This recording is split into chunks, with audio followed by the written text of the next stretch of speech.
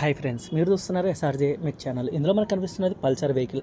దీనికి oxygen sensor పోయింది, అలాగే టీరాడ్ ఇండికేటర్స్ అయితే మన కస్టమర్ కర్నూలు అయితే పంపించడం అయితే జరిగింది.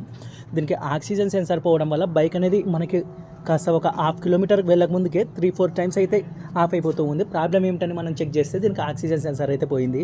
మనం మూలకు పెట్టి ఒక 1 మంత్ అయితే అవుతుంది, అందుకని మిగిలిన సెన్సార్లు కూడా చూపిస్తున్నాయి.